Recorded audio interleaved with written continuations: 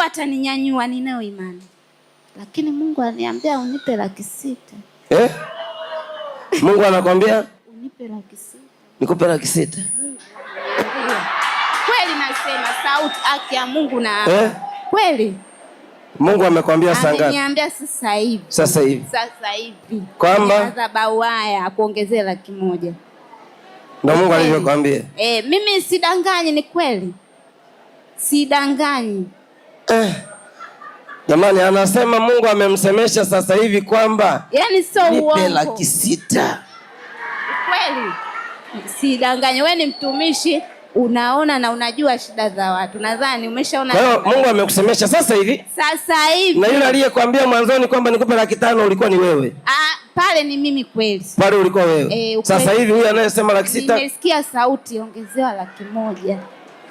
Ongezewa sauti inasema ongezewa 100,000. Ongezewa 100,000. Kwa sababu utalipa kwenye kodi itapungua. Na Mungu ananiambia utapata kibali. Si kwamba umepiga mahesabu hapo umeona 500,000 itapungua. Hapana mama. Yaani baba sijapata kibali cha utumishi. Lakini ningepata kibali kutoka kwake. Na siwezi kujiingiza kwenye utumishi mpaka kibali cha Mungu. Kwa hiyo waambie watu Mungu anasemaje?